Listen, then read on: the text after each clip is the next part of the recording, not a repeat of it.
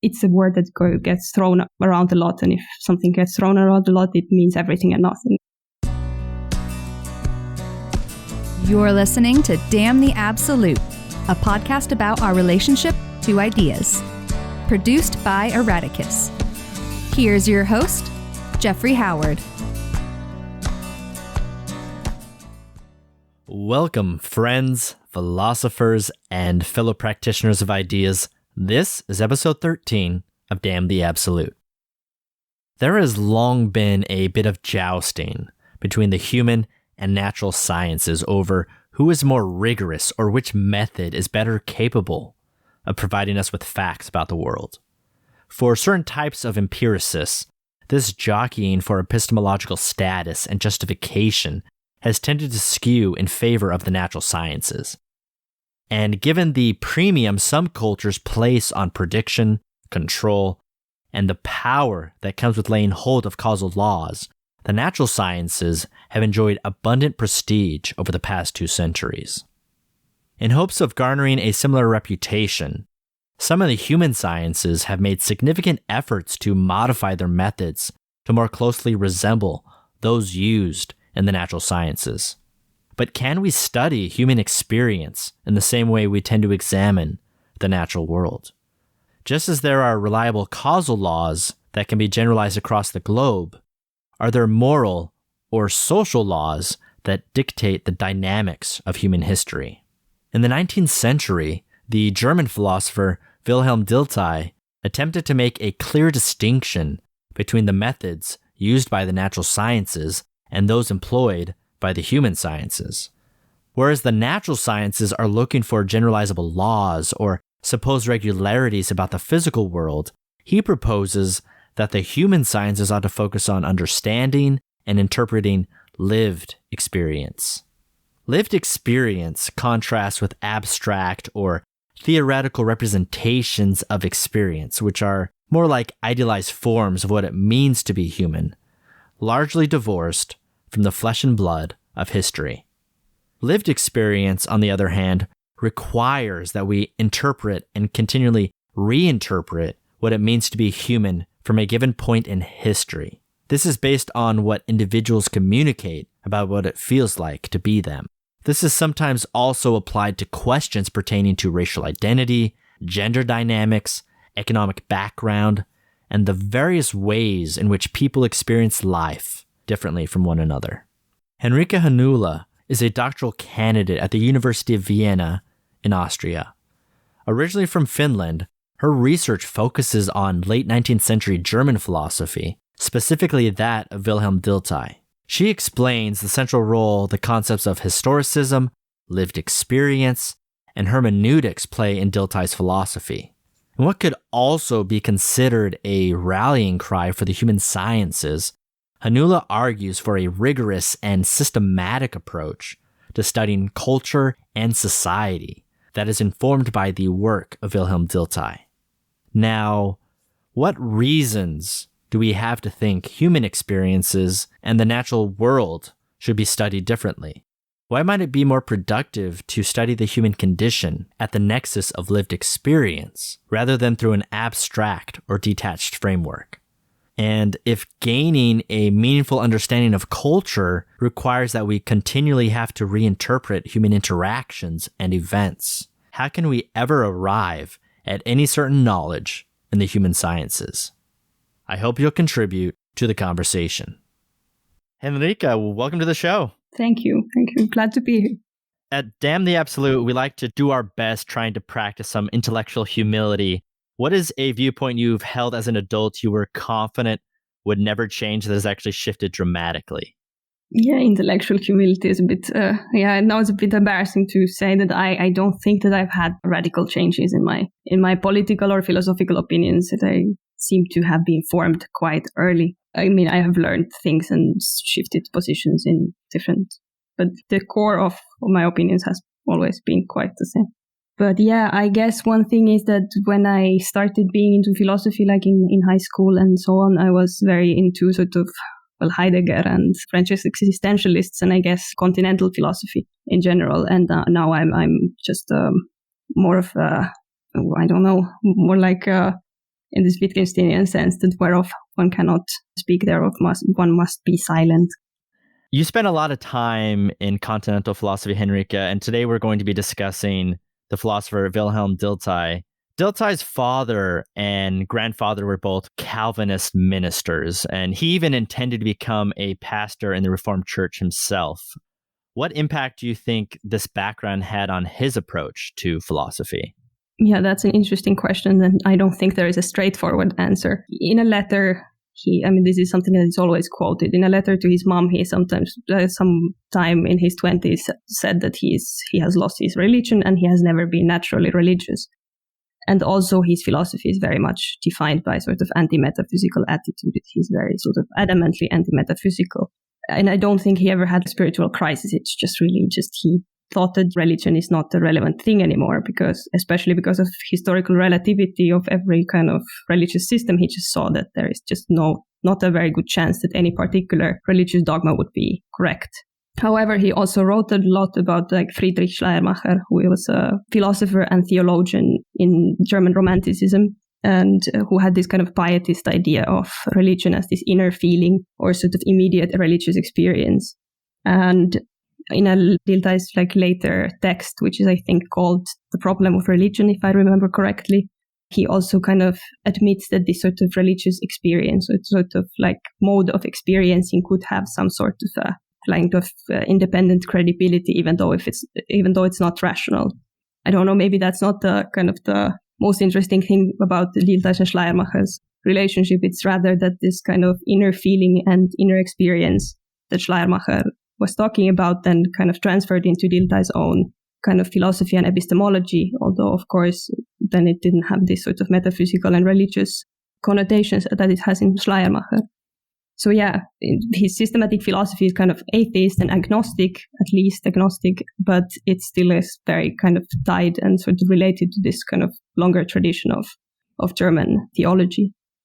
Diltai, like many thinkers at the time, as you mentioned, saw science as replacing religion as a source of a lot of cultural values and maybe even morality. He seemed to be trying to reposition philosophy in the place of religion in some sense. Would that be fair? Yeah, I think it would be fair. Or worldview, I think, rather. Because philosophy for him would be more of this sort of, it would not be for every man to do philosophy, but kind of philosophy could still kind of uncover the traditions and values that kind of everybody could sort of subscribe to. So for Diltai, is philosophy for everyone, or are you suggesting that for him, philosophy was reserved for a specific type of person? Yeah, or rather philosophy is what philosophers do. I think that's kind of the idea. That it's not a lifestyle. It's still it's in a Kantian sense, it's a critique. It's something like a systematic critique and not sort of a worldview in itself. If I'm sitting in a room with Diltai, what credentials or what do I need to present to him to have him say, okay, yes, you are a philosopher, you do philosophy? Yeah, the interesting thing about Diltai is I think that he would be much more impressed if you would just talk about history with him and show how well you know history and how the world is and sort of the structures of human experience in history. And this is the tricky thing about Diltai, that I think for him, history and philosophy are so inextricably, intertwined that it's very difficult to see what is actually philosophy and what is history and so on. Diltai, he viewed, I understand, philosophy and history as being mutually corrective of one another. What did he believe the historian's task was as compared to the philosopher's task? Yeah, this is a great question, and I really like it because this is actually what I wrote my master thesis on. And my argument there was that for him, there was both his kind of intellectual identity as a historian and as a philosopher were equally important. And all philosophical thinking is historical, and all historical thinking, if it's done correctly, is philosophical. And because they both try to uncover what it is to be human and the kind of human experience in this sort of very strong sense. But there is still a difference in the sense that a historian studies the past as it actually was empirically, and a philosopher tries to kind of systematically make sense of this study of past. For Diltai, history is so central to how he approaches philosophy, and there's an approach he takes in philosophy that is known as historicism. What is the best way to understand historicism and how it connects to his overall approach to philosophy? So historicism is one of those concepts that is really difficult to define. But in a most basic sense, it means that we take ideas and things to be historically constituted in some important sense. It might differ in what sense and to what extent they are historically constituted. But generally, it is against the idea of a fixed human nature, for example. And in the 19th century, especially in Germany, it was against Hegelianism and this sort of idealist conceptions of history, that there is a direction to history. I mean, I'm sure that there is some Hegelian now who screams that that's not what Hegel says, but that's what Diltai took him to say. And also historicism was in opposition to naturalism, which would then say that the humanity is, we can understand or explain what it is to be human by referring to laws of nature or law-like regularities. So yeah, historicism also implies a certain sort of historical relativism. Let me pitch this back to you, see if I'm hearing this correctly. Someone who's not a historicist would look at history and human nature and would say, what it means to be human is these 4 or 5 things, whatever characteristics someone wants to list off. Maybe someone says it's human nature is to be self-interested, and that is taken as kind of a natural law or a universal and permanent notion, whereas someone who's a historicist will take an alternative view and say human nature can be understood in a very specific context of a place in a history, and it's not so much of something that is inherent in humanity but manifests in a specific place. Does that track? Yeah, that would be like that there are kind of infinitely many ways of being a human. And this was really not only Diltai who thought like this. It's, I think Herder would be the first one from German, like Romanticism and so on. Sort of a plurality of the ways of being human as it kind of appears in history was the aesthetic way of looking at history. Yeah, this notion of historicism, I think some listeners were already heading down this road, but you can see how this manifests in big cultural differences and how people talk about social and cultural issues, for example, around notions of gender or race, and how maybe a non-historicist would say gender is this way and these are these unchanging notions that what it means to be male or female, etc. Yeah, I mean, obviously Diltai as a 19th century dude wasn't very well interested in gender, but yeah, basically that would be sort of metaphysics of gender would, I think, be a very anti-historicist idea, that there are some sort of fixed gender roles, for example. Piggybacking off of some of the more relevant notions of culture, Diltai is a proponent of the notion of lived experience, and it plays pretty centrally to his philosophy. What exactly does he mean by the notion of lived experience? Yeah, this is a bit tricky, but I'll try to make sense of it. There is this kind of a nice singer by Diltai where he describes the philosophical subject of Locke and Hume and so on. It's like no real blood flows in the veins of the subject constructed by Locke, Hume, and Kant, but rather the diluted extract of reason as a mere intellectual activity. And for him, the subject of philosophy and kind of epistemic subject should be something else. Not only like thinking, rational being, but also feeling and willing being, so volitional being. And this is kind of the structure of experience and structure of being in the world, that you don't only like want to know things and comprehend things, you also relate to it through volitions and emotions. And this is kind of the lived experience that is the very basic structure of experience. So if I were to try and make sense of, let's say I have a friend or an acquaintance, if I'm trying to make sense of their psychology, how might I make sense of them in the more abstract notion that you talked about versus how might someone like Diltai understand them through the notion of lived experience? Yeah, I think that lived experience for Diltai is very much an analytic concept. It's just an extension of Kantian subject in a way. So if you think about how it is used today, it's not the same. It's for Diltai, it's much more connected to his epistemology of the human sciences. The kind of this lived experience is just the epistemological foundation of the human sciences. And if you want to understand, I mean, you have lived experience because you are a human being, you are a volitional being who lives in the world, and you have kind of the same structure of experience. And if you want to understand somebody who is close to you, you kind of see them as relevantly similar beings. Even though of course, the things that they want or the things that they fear might be different, you can still understand them because you have this sort of basic level similarity of lived experience. It's still like very sort of analytic concept, I think, for Diltai. If I were to embrace this notion of lived experience, does that suggest that I can't ever quite know what it's like to be this other person, but I can still get close to it? Or might embracing this notion of lived experience mean that I can have a good sense of what it means to be? For example, can I have a sense of what it means to be or feel like being Henriikka Hannula?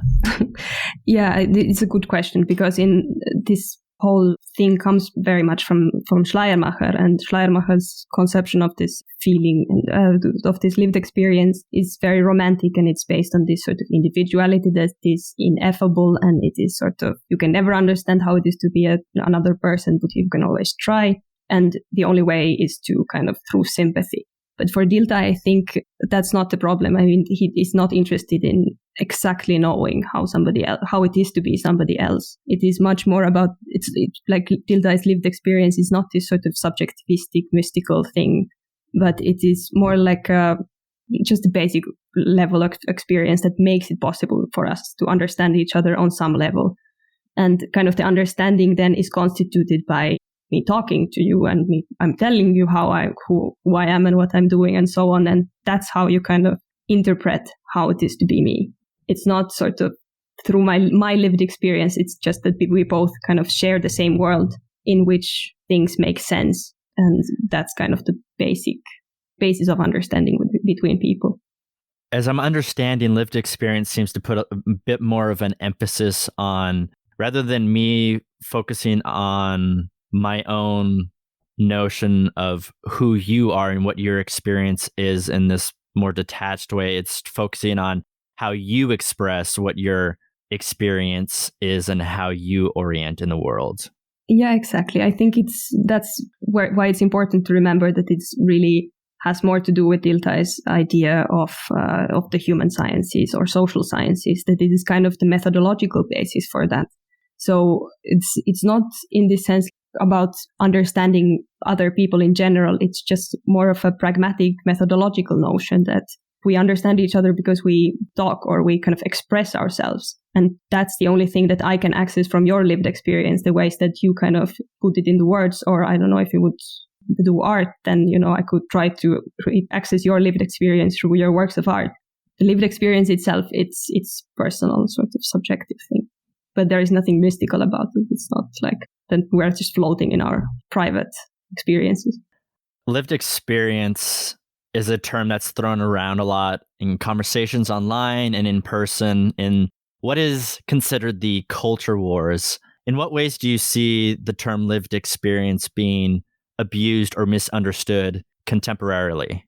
Yeah, it's a tricky thing if it's misunderstood, because I'm not sure to what extent one could say that it's from Diltai, but Diltai's lived experience clearly doesn't have much political relevance. And also he was, a 19th century quite conservative dude. So of course he wasn't that interested in the lived experiences of minorities or women, or I mean, for him, basically lived experience might change or be kind of variable between cultures and historical eras, but basically it is always a white man who is the one who experiences the historical eras and so on. I think, though, that in like contemporary feminist epistemology or kind of discussions about hermeneutic injustice or standpoint epistemology, those actually develop the notion of lived experience quite in fruitful and interesting ways forward and rethink it.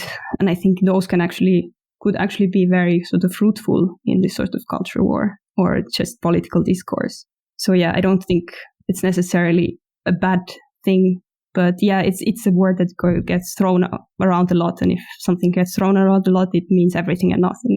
I'd like to go a little bit further down this row of what lived experience could be. You mentioned having fruitful discourse in talking about it right now. What are some of the ways in which you think lived experience can be applied socially or politically today. And this Diltai may not, as you mentioned, may not go this way, but what were some ways that you would like to utilize the notion of lived experience? If we take the lived experience as something that knowledge and morality and all this, at least, especially like in epistemic sense, that knowledge is in some sense situated culturally or historically, or also like in terms of gender or race or a class or so on, then I think it's just important to keep in mind that people's lived experiences are different. So just sort of basic intersectionality is, I think, lived experience can be very much in heart of that discussion. You also mentioned hermeneutics, which is very central to Diltai's philosophy. For someone who's less familiar with the term, what is hermeneutics and how does it connect with the rest of his work? Hermeneutics basically can be defined as the art or science or philosophy of interpretation. So originally it came from biblical studies or sort of religious studies in the 18th century. It was about interpreting religious texts. But especially Schleiermacher was in the forefront of making it a bit like a broader notion of interpreting language in general.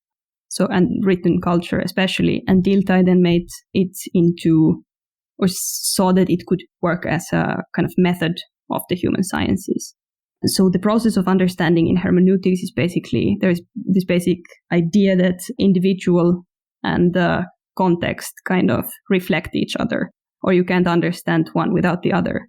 So basically, so there's this process of hermeneutic understanding is called quite famously hermeneutic circle. This is one of the first things that you would learn. So one's understanding of, say, text as a whole or written is established by reference to the individual parts of it. And then one's understanding of each individual part is established by reference to the whole. And in history, the science or like history as a subject, this would work like that, understanding one person, an individual person, say Napoleon or, I don't know, Diltai, for me, very relevant. So understanding them helps understand their time better. But at the same time, understanding their time better, understanding what was going on at the time, helps me understand the individual better. So this is kind of, then you go to this circle where kind of you deepen knowledge of both the individual and of the context. And this is how you kind of reach understanding, but it's also kind of a never-ending circle or kind of a spiral that you just go deeper and deeper. Hermeneutics, as you mentioned, is typically very connected to interpreting and reinterpreting texts based in scripture, philosophy, literature, you name it. In what ways might someone listening be able to take hermeneutics and apply it to, let's say, contemporary film, maybe a big blockbuster movie? Could someone use hermeneutics to better benefit from seeing, say, a Marvel movie? Well, definitely. Yeah. I mean, it's especially, I think, for art and even if you don't want to say that it's art, Marvel movies, you would watch the film, but you never watch it outside of its context. You know that it's part of the whole Marvel cinematic universe. You then also probably, if you are socially aware of enough, you know about the structures. I mean, I think Marvel is Disney, right? Or no? Mm-hmm. So you kind of know about the whole Disney thing, and then you kind of just put it in that context. I mean, you might also not care. I mean, maybe you don't care what Marvel movies kind of represent, but if you are interested enough, you might also see the kind of the social messages that it tries to push forward. I mean, I haven't really seen Marvel movies, I think, so I can't really make a hermeneutic analysis, but you get the point that you kind of widen the interpretative loop when you try to understand it. I think maybe another way of understanding hermeneutics would be to view there is no document, medium, or piece of art that is static and unchanging and in its sort of completed form, that everything is a living document, essentially. Well, yeah, that would be, I think, a very sort of in later hermeneutics, that's very important. But I'm not sure if that's so much what Diltai would be looking. That would be a Gadameryan sort of hermeneutics, that interpretation is always this living thing and understanding is a fusion of horizons of the original and the interpreter. But for Diltai, I think it is really about getting as close as possible to the original meaning. So if you try to understand the poem that was written in the 19th century, there's like an intended meaning that you want to get at. And then the interpretation tries to get to that sort of objective meaning, even if it's not, you can never get to it fully by contextualizing that poem, you kind of try to understand it better. But this is, of course, why hermeneutics is very much sort of, it works for historical sciences, because then it's about the contextual understanding. And maybe in art, you don't want to always be married to this idea that every artwork is just a reflection of their time. In the back of my mind, I have this thought as I'm asking you this question. In American politics, the views around the Constitution, and maybe in Germany and other European countries, there are similar notions of constitutions, of it being the originalist perspective, or when it comes to scripture, that there's an original intent that either authors or maybe God had intended, and people can apply, someone like Diltai might apply trying to get the closest to that original intent, even though we may never quite get there, they're getting closer to it. Whereas, is it correct to view that more contemporary or later hermeneutics are less interested in what could be called original intent, or more focused on, here is a medium we can look at and we're going to use it to continually try and reapply and find new meaning? Yeah. I would say that's a good way to sort of put it.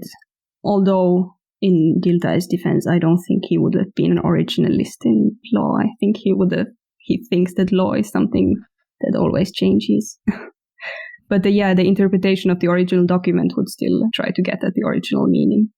So I've already brought up, I'm trying to bring this a little bit into some American audience, because a lot of Americans and English speakers aren't familiar with Diltai.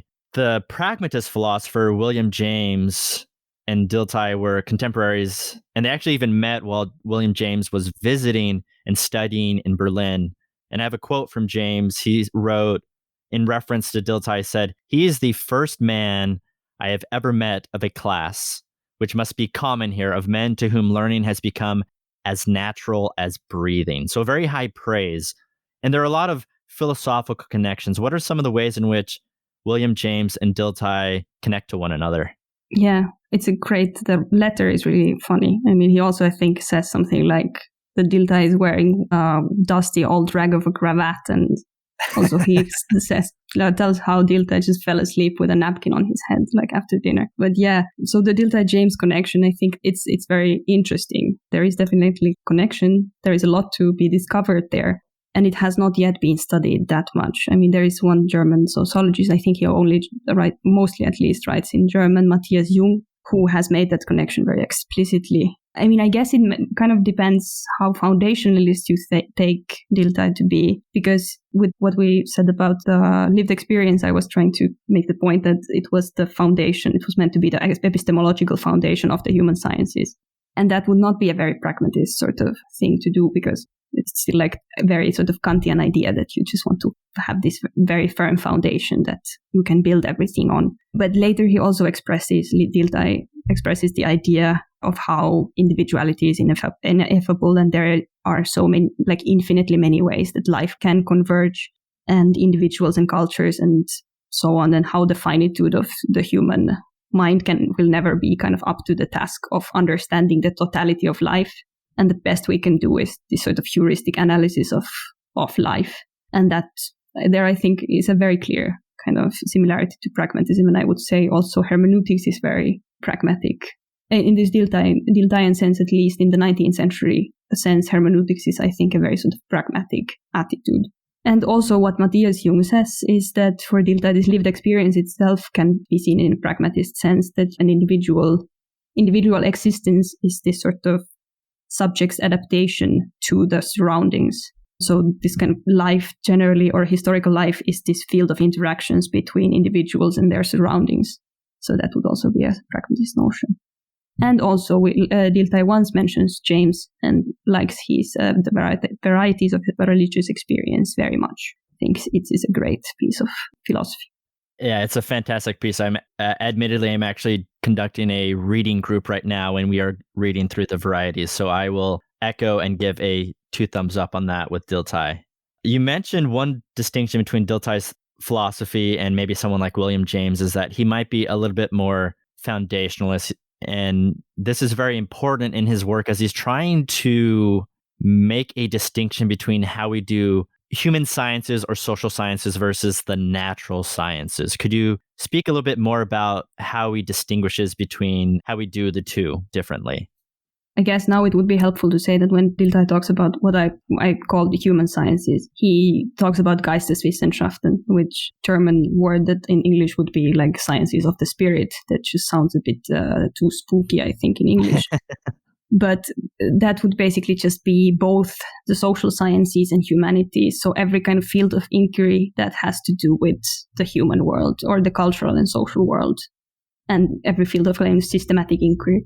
Yeah, so that would be the human sciences. That's why I'm using it. It's not a perfect translation, but it's, I think, the best we have. The distinction between the human and the natural sciences boils down to this kind of famous explanation versus understanding distinction. And the formulation is something like, we explain the nature and understand the life of the soul. And there we go back to the lived experience, because through this lived experience, we have a direct access to this human world and this sort of nexus of the social cultural facts. So we are kind of insiders in it. Well, when we look at nature, we are not kind of in the same way insiders. You could make, I think, a connection to phenomenology later phenomenology and kind of Lebenswelt or life world of Husserl, that it's something like it's kind of a cognitive difference and phenomenal difference that we have to the human sciences and the natural sciences. Another difference is that Diltai takes that the natural sciences are always interested in natural laws, the subsumption theory of knowledge, like it, that you always want to explain everything through causality and causal laws, while human sciences, he's always interested in historical explanation, mostly is about individual occurrences. If a billiard ball hits another, then you explain it through causality, but when there's a war, like a particular war only breaks out once, and then you need a different kind of way of understanding that. Of course, there were people who disagreed, and there were sociologists particularly who thought that you can kind of find laws, social laws, for example. Hello, friends. Jeffrey here.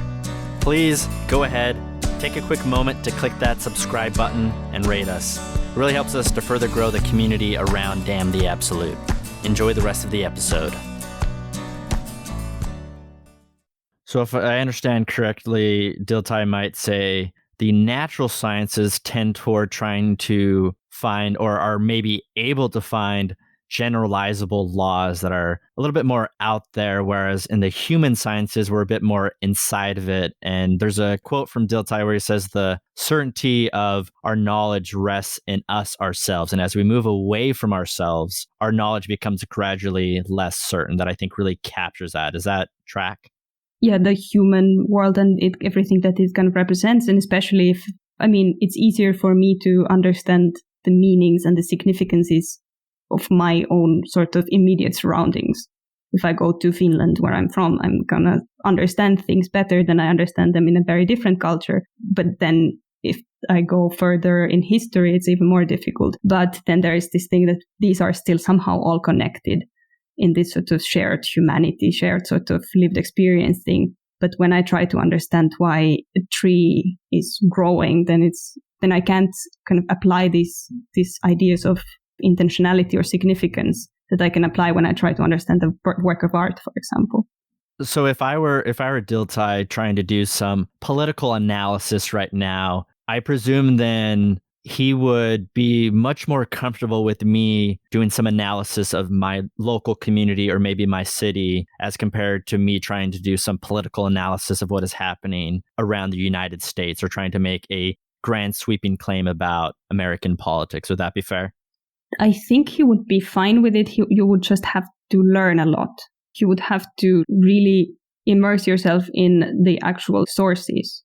This is why I think it's important to emphasize that this sort of lived experience and even this immediate kind of experience, it's not something mystical that prevents me from understanding, but it is just like, of course, if you want to understand something that is not familiar to you, you just have to kind of study it a lot.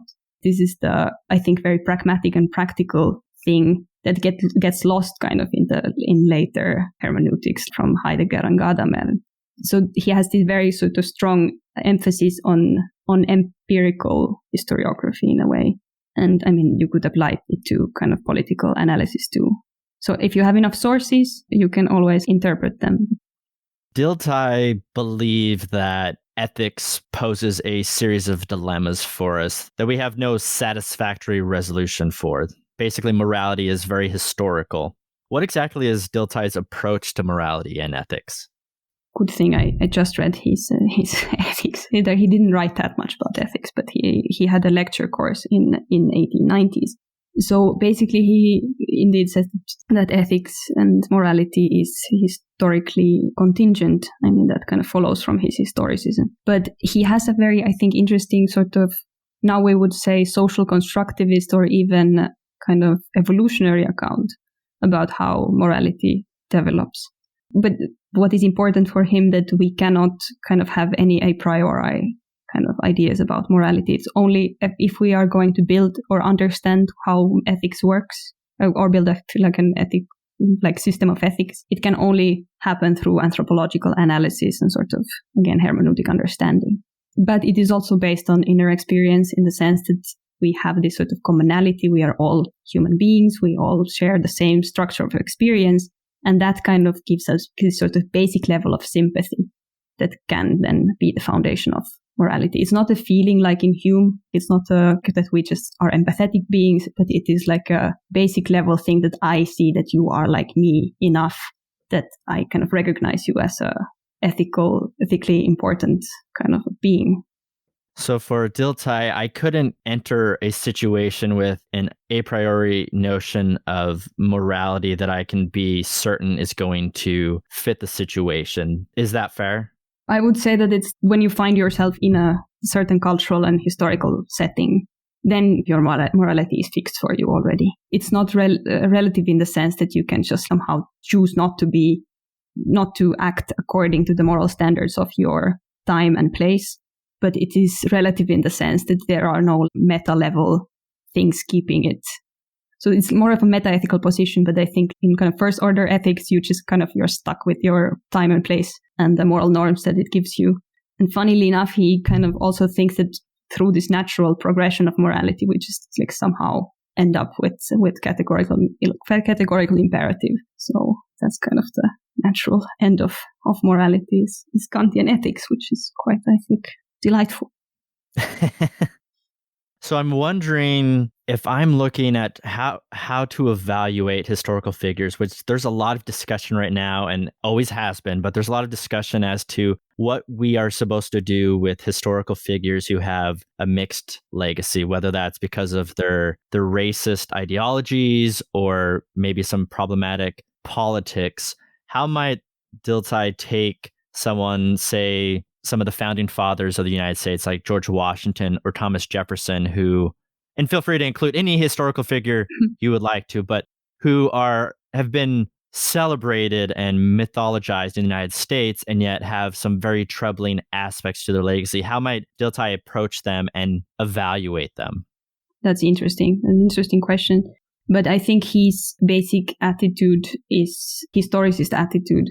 And his kind of ethical stance as a historian, Diltai was also a historian, not only a philosopher, is that you have to sort of be objective and not judge people. You just have to kind of see their significance, but you can't pass moral judgment on people who lived in the past. And that's not what writing history is about. But then again, he was a 19th century conservative upper middle class dude. So I mean, it's important to remember where he was coming from. Yeah, living in imperialist Germany. So So Henriikka, Diltai was writing more than a century ago. What do you consider to be the greatest relevance of his works today, especially in the social sciences? I would make a kind of a political point, I guess, because it's also philosophical.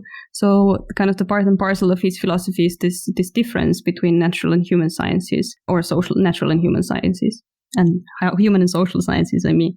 And the point is that these two are two different enterprises with their own like methods and with their own epistemological foundation and so on, but they are both equally rigorous and equally systematic and equally sort of scientific.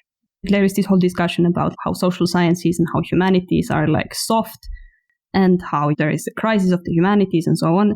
And I feel like often people who defend the social sciences that say that they are good and exact because they are like the natural sciences and kind of take their methods from them. And often the people who say that humanities should get funding go to, I think, back to this sort of very, well, I'm sorry, but kind of old-fashioned idea about reading great books makes you more sympathetic or sort of a better person, or reading history cultivates your personality. But I would like to take Diltai and say that this is not what it's all great. I mean, read books and become more sympathetic. Sure. I mean, that's great. But what the human sciences should be about is this sort of rigorous and systematic kind of analysis of what it is to be human and what culture is and what society is. And there is nothing soft about it and nothing easy about it. So human sciences are important and difficult, and they need funding. So Diltai, he's written a lot. He has over 20 volumes of philosophy. Unfortunately, for those of us who are English speakers only and can't read the German, we don't have access to most of this, but some of it is starting to be translated. I think roughly 6 or 7 volumes have been translated so far. With more of those being translated in English, do you expect there to be some type of revival of Diltai's thought? Maybe that's a little strong. Well, I hope so. I mean, that's what my future career development hinges on. So yeah, hopefully. No, but generally I would also hope that and wish that the late 19th century German philosophy would get a bit more attention, because it's full of interesting figures and positions that are neglected and still feel very fresh, because it was exactly at the time when special sciences were institutionalized. And so there is a lot of very fruitful sort of interactions between sciences and philosophy and psychology, and sort of very exciting stuff that is not at all obvious now. And it's very sort of treasure, like a rich treasure trove for philosophical insights. So yeah, I hope for a revival. For those who are waiting for those English translations to come out, who are some other thinkers, especially more contemporary thinkers, that are working in a similar space as Diltai? Honestly, I'm so married to my dissertation right now that I'm mostly working in reading 19th century people. But I think the explanation versus understanding thing is still a very fresh and much discussed topic in the philosophy of social sciences or philosophy of the human sciences. So there you could find people who are doing it, and hermeneutics generally is doing well. It's a subfield of philosophy, maybe not like the most popular, but there is very interesting stuff there. Diltai was known for his voracious mind, constantly inhaling, exhaling ideas. He seems to have a lot of admirable traits. What do you find most admirable about Wilhelm? Yeah, that's basically it. He was somehow just so interested in the world, in the human world, as he says, I don't remember the quote now, but it's like, when he turned 70 and he had a big speech at the University of Berlin, the first thing that he said that he's so thankful that he got to spend his life doing what he most loves, which is pondering the life of the human world or human mind or so on. And I just find that very nice. And I don't know, I decided that I want to be a historian when I was 12. And I've never really, I'm doing history of philosophy and philosophy of history, but it's still close enough. So, that's something that I just it gets me. Deep level. I also just want to study history. That's nice. Henriikka, you are in the middle of your dissertation. For those of us who are eagerly awaiting to read your dissertation or other work, how far along in the process are you? When are you expecting to finish your PhD? Probably gonna take a couple of years still. Let's see. 2 years, maybe then. It's gonna be in English, so that's fine. Excellent. Well, we'll look forward to reading that. I appreciate you coming on the show and teaching us a little bit more about a thinker who's less familiar to English speakers. So thank you so much. Thank you. Thanks a lot. Thank you for listening to Damn the Absolute. I hope you found our conversation worthwhile. We would love it if you could leave us a review wherever you listen to podcasts, whether that is Stitcher, iTunes, CastBox, or one of the many other options available to you. It goes a long way in helping us to build a community committed to fruitful ideas. See you next time.